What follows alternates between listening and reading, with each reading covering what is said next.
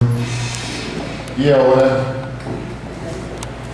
invitamos al maestro José Eduardo Campos Segovia, licenciado en Psicología, pasante de maestría en Desarrollo Organizacional y con diplomado en Habilidades Gerenciales. El maestro José Eduardo nos presenta el trabajo Acciones para enfrentar la competitividad en México. Bienvenido, Eduardo.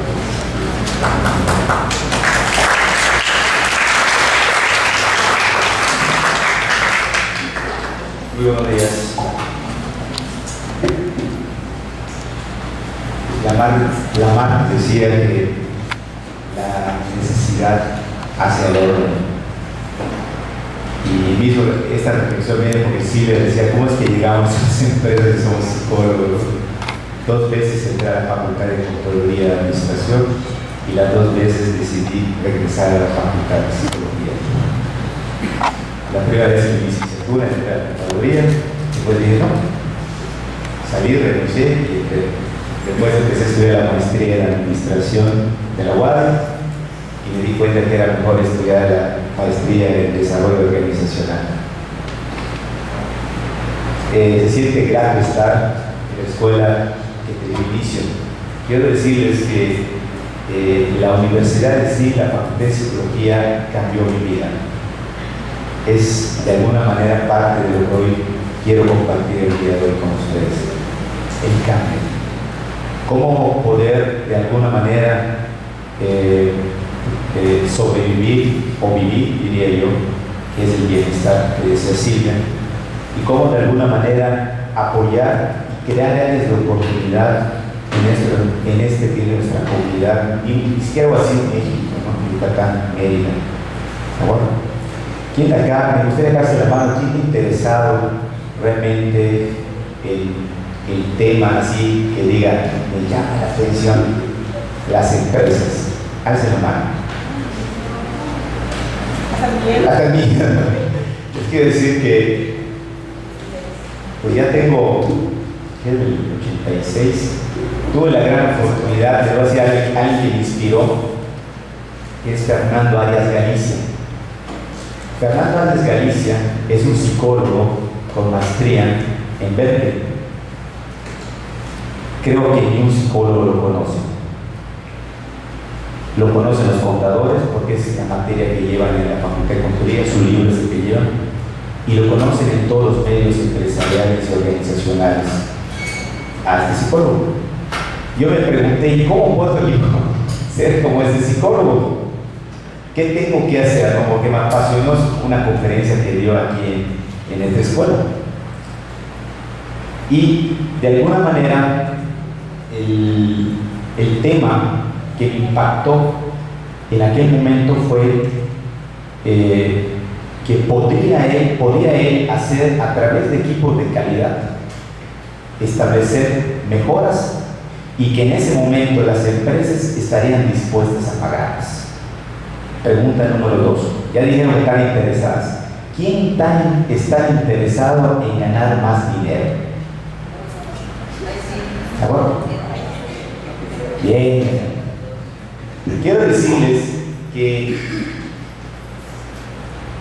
de alguna manera el tema que voy a tratar de plantear el día de hoy, realmente hablar de las organizaciones es hablar de un tema que es fundamental para ellas, que es lo financiero, lo económico. Y hoy por hoy, decía Fernando Arias Galicia, que a él le pagaban el 10% sobre la utilidad, y tú veías a Fernando Arias Galicia que era millonario. Lo hablaba la ONU, la UNESCO, en todos lados lo hablaba porque su participación en las organizaciones generaba un diferencial. Yo en aquel momento no sabía nada de organizaciones, sino es a través de una invitación a participar en una empresa del transporte urbano, que es como empieza mi gestión y empiezo yo a aprender a cómo funciona la organización. De alguna manera, el primer planteamiento que hay que hacernos, y les voy a decir algo, antes de entrar al área empresarial, trabajé 7 años en el área de orientación vocacional y educativa.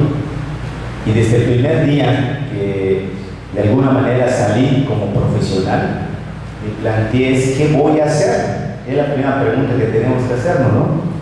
Y el Saiyajin de la Facultad de Psicología le decía, don Víctor Castillo Valles, le decía, es muy simple, Eduardo, busca las necesidades, así de simple. Si uno busca las necesidades, pero es muy profundo, o sea, tú dices, búsquelas. Yo si llegué y dije, voy a buscar las necesidades, ¿no? ¿Qué necesidades hay, maestra? ¿Qué necesidad tiene usted, no? Y curiosamente, el planteamiento de las necesidades, les voy a decir, y voy a hablar de una metáfora ahorita, que es el oxígeno para las organizaciones, es el recurso económico, el ingreso. El ingreso es el recurso económico. Yo tengo que respetar eso. Cuando yo entro en las organizaciones, a la primera organización que fue Urbanos de Mérida, el primer tema que me plantearon fue, bueno, ve que deje utilidad el negocio. Simple. ¿No? Quiero decirles que mi tesis de trabajo en esos últimos 18 años, 15 años hice en el transporte, lo que veo compartir con ustedes son 4 años de director general de una empresa que se llamó Urbano de Mérida y 7 años de una empresa que se llama Autobuses del Centro. ¿De acuerdo? O sea, el planteamiento es, fíjense cómo las micro representan el 99% de las empresas. Estadísticamente, me decía un maestro, ex maestro de acá de la Facultad de Psicología, Hugo López, me decía, haz cuentas y date cuenta que por más no ve trabajo aquí en la Facultad de Psicología como maestro. Saca cuentas cuando termines, ya salieron delante de ti 10 generaciones, además de contadores, 10 generaciones más de otros psicólogos de otras escuelas. ¿De acuerdo?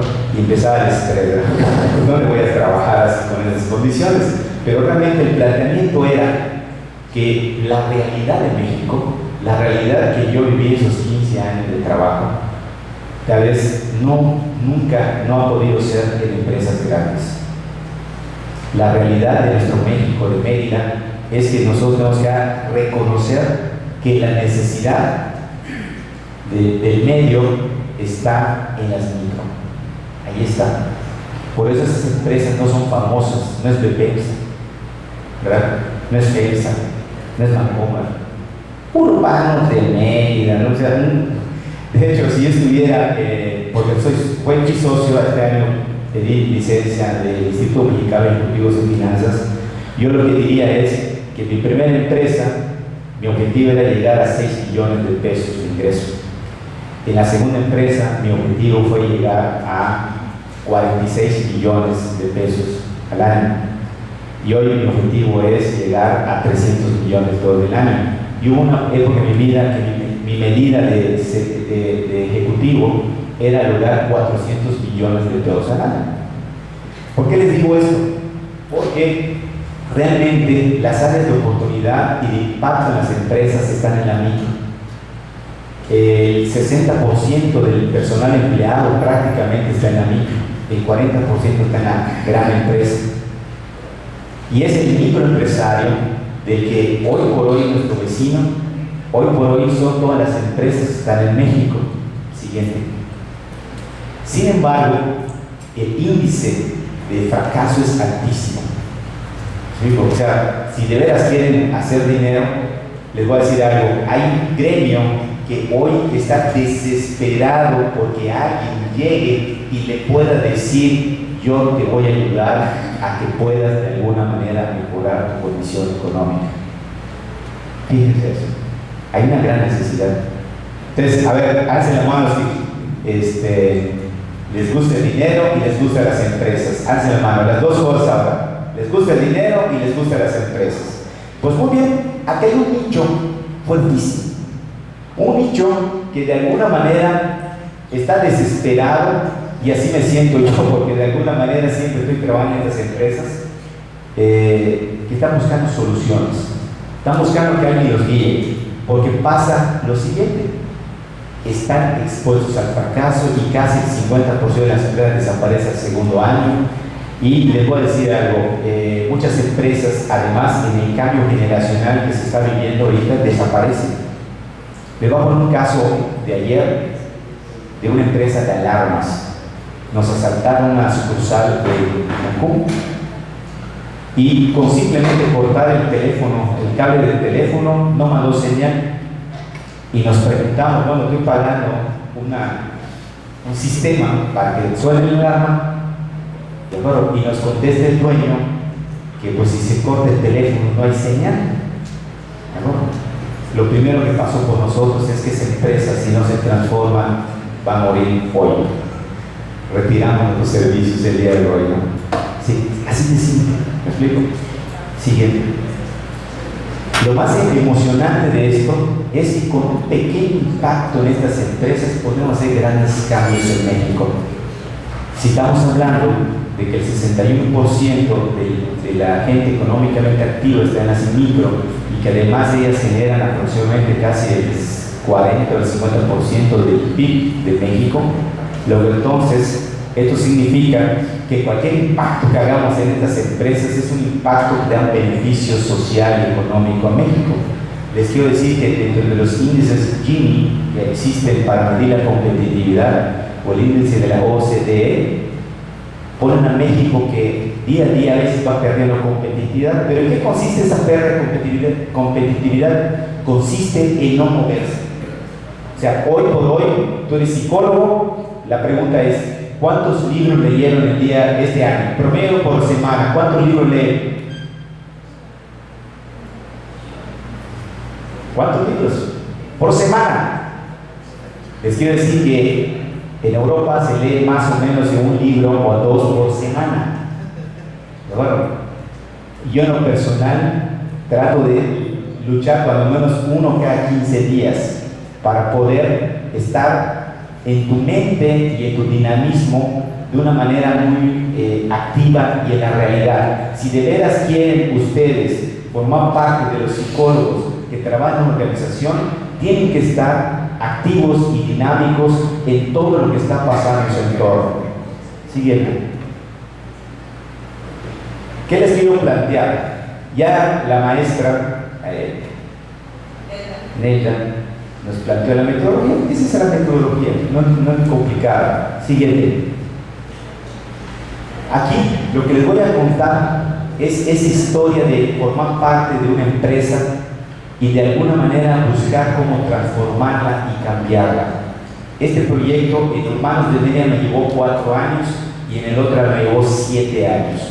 Hoy por hoy hay un método que se ve a nivel mundial que se llama el Balance Scorecard, que promueve que cualquier cambio lo pueda hacer en 2 años. Son métodos que de alguna manera lo que tratan de buscar es cómo cambiar y el proceso de facilitar a las personas que sea más rápido y más conveniente para que la empresa logre su objetivo. Pues el primer reto que tenemos que entrar cuando entramos a una empresa es conocer de alguna manera su lenguaje. Yo decía, ¿cuál es su lenguaje de una empresa? Y se lo voy a sintetizar porque pues, estamos en una conferencia, ¿no? Pero realmente a veces los mapas mentales, como diría Coleman, pues de alguna manera se vuelven también obstáculos para poder permanecer en una organización. Les quiero decir que en lo personal, yo estoy en un proceso continuo de mejora continua y buscando nuevas soluciones y leyendo Harvard Business Review y leyendo todo lo que está pasando en el entorno, porque eso te permite de alguna manera estar fortificado para poder ser ingenioso. Hay un libro que se llama El liderazgo del estilo jesuita, que dice que es una organización que yo admiro porque de alguna manera permaneció más de 400 años como organización, y para poder permanecer 400 años rompería el récord de lo que habla Jim Collins. Si conocen a Jim Collins, con un libro que se llama Empresas que Perduran, cuando hace el estudio y ve cuáles son las características de las empresas que permanecen más de 100 años. Aquí en Mérida son pocas las empresas que permanecen más de 100 años. ¿Qué hacen las empresas que permanecen más de 100 años a de las que no permanecen y desaparecen en la micro? Diría Jim Collins que lo bueno es enemigo de lo excelente. Eso es lo que pasa. Si ustedes van con un empresario, no les va a decir que de alguna manera está contento con lo que tiene.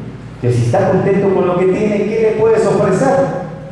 ¿Qué podría ser un motivo para que alguien acepte que un psicólogo entre a su organización? La única es que mejore su ingreso, mejore su utilidad y eso haga que pueda crecer y permanecer. Les voy a decir que en el transporte el tema del ingreso se define para mí en aquel momento como ocupación. ¿Cómo lograr la ocupación? Les quiero decir que entrar a una organización, como plantearon, dentro de mi experiencia es que llegar a una organización es poder entenderla. Imagínense, dentro de la psicología, entender a un ser humano. Entonces, entender a una organización es entender su cultura, sus costumbres, sus hábitos, sus sistemas.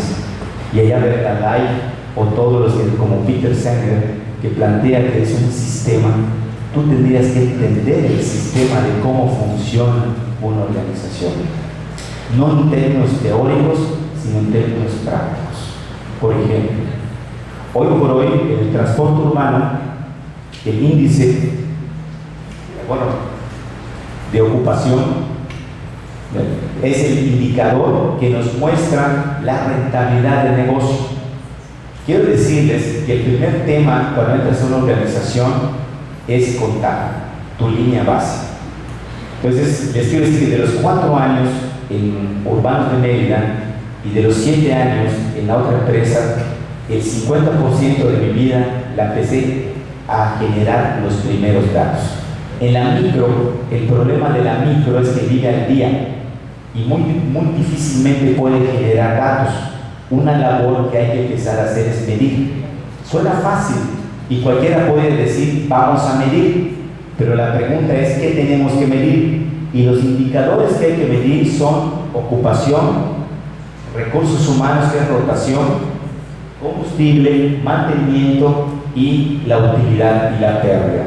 Si esto, de hecho les quiero comentar que me conocen además a mí como contador Eduardo Campos, como psicólogo, ¿no? Porque cuando llegas a una empresa pequeña, a veces los contadores solo le venden el concepto de fiscal para evitar un impuesto. ¿Me explico? Entonces cuando tú quieres, vamos a ordenar la organización, utilizar un lenguaje, me quedo acá y empiezo a luchar y a veces nos llega 2 años poder generar esta estadística y poder hacer comparativos por día, semana, mes, año de lo que es el comportamiento, fíjense, ya no comportamiento humano, sino comportamiento empresarial. O sea, cómo se comporta la empresa un lunes, cómo se comporta un martes, cómo se comporta un miércoles. Y todo eso, de alguna manera, tiene que ver con el liderazgo de quien dirige. Cuando uno asume ese rol, y les puedo decir que se habla de culturas fuertes, estamos hablando de un Walmart, se considera una cultura fuerte, una cultura que al que entra lo absorbe. Les quiero decir que en la empresa de transportes, cuando logré que el 50% de mi personal se fuera estable, los éxitos se lograban. Entonces, la tarea de un psicólogo a nivel de un ejecutivo management es buscar cómo retener la rotación, cómo lograr convencer, yo le llamo hipnotizar, así como hay un juego que se llama el hipnosis, ¿cómo se llama esto? El encantador de animales. Uno se vuelve encantador de seres humanos. ¿Cómo encantar a un grupo de personas para que puedan operar un negocio, para que se dejen guiar, ¿de acuerdo? Y poder generar la productividad sin afectarlos. La metáfora para mí en el trabajo es cómo bajar una manzana sin que los pájaros se espanten. Esa era mi filosofía. Yo junté a mi equipo y cómo hacer una estrategia de acción en el transporte sin que los operadores se alteren. Porque si el operador se altera, pues en ese momento destruye la máquina y aumenta nuestro índice de destrucción y de costos. si el operador de alguna manera lograba estar entendiendo esto y lograba hiciera menos resistencia y por lo tanto el avance era más. Inclusive dentro de las experiencias para medir, por eso me llevó 2 años, en otra vez la mitad de la vida de las empresas me la he vivido midiendo, es que fui la primera empresa que mete a bordo un contador a bordo. El primer contador a bordo se instaló en Humanos de Mérida. En autobuses del centro metí el primer contador a bordo y ustedes lo están pensando, para que no roben. Ese es el paradigma que hay que romper. Si tú utilizas un medidor para evitar el robo, ya te olvidaste de una cultura fuerte que consiste en poder centrarse en la razón de ser del negocio. Y la razón de ser de cualquier negocio está en el ser humano, en la satisfacción del cliente que están hablando. Entender esto, pasamos. ¿De acuerdo? Representa poder entender cómo funciona para poder resolverlo. Si no lo entendemos, va a ser muy difícil que lo podamos manejar. Siguiente. El primer método, para hacer rápido esto, se llama proceso de mejora continua. Fue el primero que en 1980, en los 90, era el método de Deming, y es el método que de alguna manera hasta hoy permanece como un método de planeación, de planear, hacer, verificar y ajustar, ¿verdad? Todo eso es cómo lo hacemos y que la gente, aún con sus competencias, pueda aceptar hacerlas. Imagínense a un operador, como ya describieron, cansado, agotado, y yo le digo, a ver, vamos a hacer sesión de equipo y vamos a platicar cómo mejorar el trabajo. Siguiente. El siguiente es que en la realidad todo lo que tú planeas no necesariamente va a salir, ¿verdad? Por lo tanto, tienes que estar ajustando todos los días. Decía, oiga, director, usted dice una cosa como la chimurtrufa, ¿no? Como dice una cosa, la desdice. ¿Por qué? Porque cuando uno empieza a buscar resultados, empieza a medir la ocupación por hora, por día, por turno, va empezando a ver qué es lo que pasa en la organización y qué es lo que haces bien de lo que haces mal. Siguiente. La tarea, la segunda vuelta, quiero decirles que implementé, fue el Balance Scorecard. Y el Balance Scorecard no tiene más que buscarle que el ser humano tenga sentido su trabajo. Entonces esos datos financieros gigantes que tienen los contadores los llevamos a nivel operativo. O sea, ¿cómo puedo generar valor yo operador? ¿Cómo yo puedo generar valor yo chofer? ¿Cómo puedo generar valor yo taller? ¿Me explico? Y que establezcan en cada uno de ellos una relación para que de esa manera podamos de alguna manera impactar. Siguiente. ¿Qué es lo que puedo decirles de estas experiencias de trabajo? Que el liderazgo es lo que determina a las organizaciones. Cuando hablan de un Walmart, cuando hablan de un San Francisco, cuando hablan de un Chedraui, cuando vean una empresa, ¿qué diría yo? Como Los Trompos, como tal vez, diría yo, de las que conozco y me estoy desempeñando, que es Berel, como una empresa como Alumayá, donde me desempeño, La Viga, son empresas que de alguna manera en el liderazgo está de alguna manera el proyecto de cómo ejecutar esto. Esa es la oportunidad que yo tuve de liderar. Les quiero decir que hay un mito aquí en el sureste nada más, donde solo los contadores dirigen empresas. No es cierto. Del centro de la República, del centro de la República, norte de la República, los que dirigen las empresas son los ingenieros. Son ingenieros. ¿De acuerdo? Y no porque se llama contador, sino el contador resuelve problemas económicos, financieros de contar. Pero quien se ejecuta, quien conoce el negocio, quien se mete en el piso a hacer las cosas, son los que realmente hacen las verdaderas transformaciones. Quiero decirles que el espíritu siguiente, estos son los resultados que logré en esas empresas. Siguiente. Quiero marcar dos cosas. Hasta esta primera intervención, porque va la segunda, ¿cierto?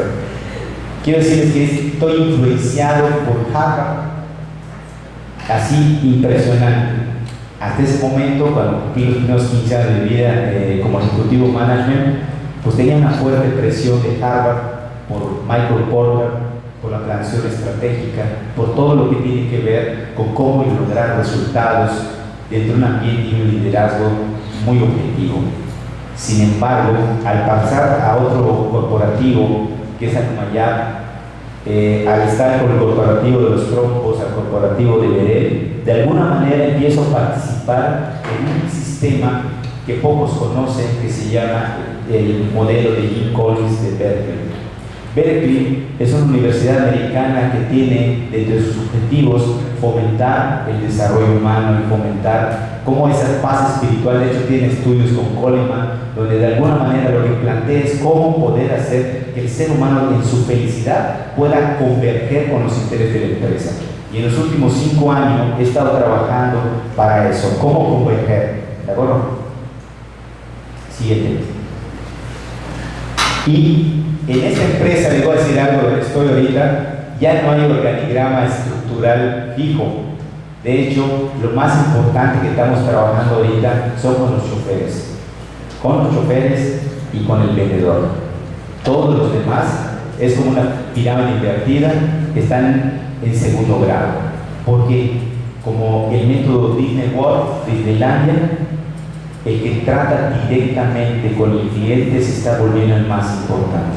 Hoy en las organizaciones, lo que estoy gestionando el día de hoy en el área comercial, porque ahorita soy director comercial de un corporativo muy grande de industria del aluminio y la construcción, es fomentar de alguna manera ese modelo donde el último de la cadena que trata con el cliente sea el hombre perfecto.